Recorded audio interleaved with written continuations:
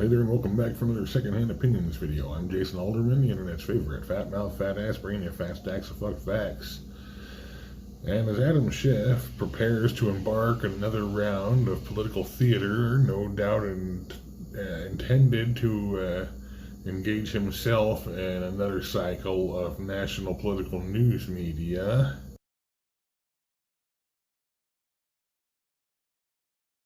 I thought I would take this opportunity to explain a few things to some of the lefties and the nut jobs over there that believe this is anything more than someone expecting a fish to shit a golden goose egg. There's a lot of news stories about how the Democrats are trying to paint Donald Trump as not being effective at managing the cities that are rioting, looting, burning, killing, destroying. So to help the folks who don't understand and to maybe illuminate it to the folks on my side of the fence a little bit, my viewership probably get this, but we're gonna put this video out there anyway, just so people get it. I live in the state of Oregon. When I was a kid, we as a nation decided to engage in a quote-unquote war on drugs that has been 20 years or more protracted and served to do not much more than, as Sun Tzu said, impoverish the nation. It's big money sink. So somewhere along the line, Oregon decided to first medicinally legalize, then recreationally legalize the use of cannabis.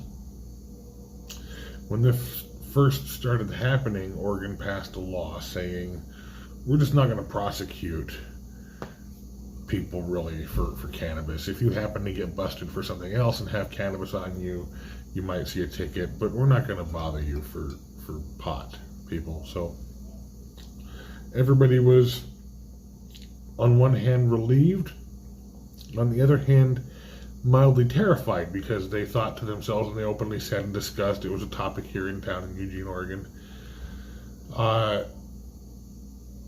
if the state won't prosecute or pursue criminality over cannabis, then what's to stop the feds from doing it? And at the time, the notion was there's two real thoughts on the subject. The feds can either decide this is still a federal crime and it's happening in Oregon, even though Oregon turns a blind eye. We can come in, arrest people, shut things down, and do our whatever. And they did, to some degree. They came in, they shut down glass shops or places where they felt that the product was predominantly intended towards a cannabis-inclined clientele. You're welcome to sell pipes, etc., to people who want to use it for tobacco, but if they think you're selling it for other things, then they came in and shut you down, and if they had good proof of it, they'd bust you hard. Well, that slowly went the wayside because they realized all that was happening was they were looking like assholes going into a state full of people who didn't really care who smoked pot and who didn't, and who sold bongs and shit and who didn't. There wasn't really a crime that they felt was worth engaging in. We have I-5 killer history and other things, people trafficking, and 10 years long spent in a box under some kidnapper's bed, and all kinds of we got weird shit up in the Northwest, y'all. So today, cannabis is legal just recreationally. We have dispensaries in stores in the state that just sell you cannabis. If you want to go buy some and use it in a discreet and private setting, don't go breaking other laws like driving cars, etc., then as far as Oregon is concerned, it's just like drinking a beer, and no feds show up here. It was a short-lived engagement that pretty much just showed them you're only pissing off Oregonians, so just leave them alone. So in the end, what they realized is that ultimately, whether it's a federal crime or not, Oregon has the right to make Oregon state law. Oregon can say, we're just going to let you smoke pot.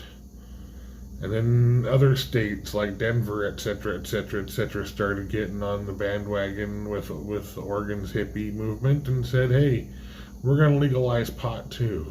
Anybody hear about any federal busts of dispensaries or head shops or anything like that anytime in the last decade or two?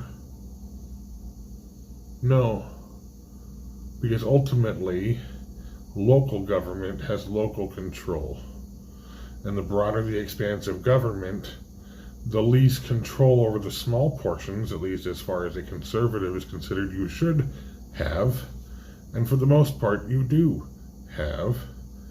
So, no, President Trump doesn't get to set the fucking speed limit in Eugene, Oregon. And he doesn't get to tell Eugene how many dispensaries they can have or how many liquor stores they can have or where to put their high-rise buildings or how to deal with their sewage treatment or any of that. That's not Trump's place or his business. So when they blame Trump for not going in and acting like the Gestapo that they accuse him of by flooding these cities with federal police officers against the will of the mayors, evidently. I don't know what that stupid shit is. You people dying out there. You're just like, no, we don't want help. Mr. Wheeler, you realize it's almost been 100 days of riots in your town? You don't want the help? You actually, in your speech the other day, said either help us or stay out of the way. Donald Trump has offered you help I don't know how many times.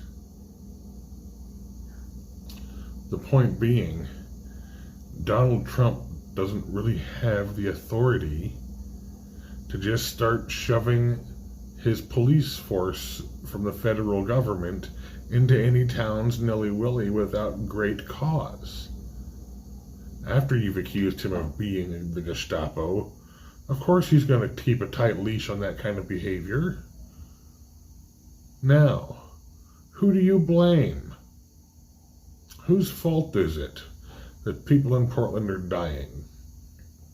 Governor Kate Brown, who's more concerned about COVID lockdown mandates?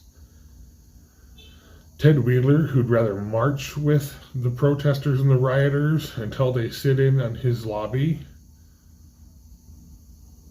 Or Donald Trump, who doesn't have the authority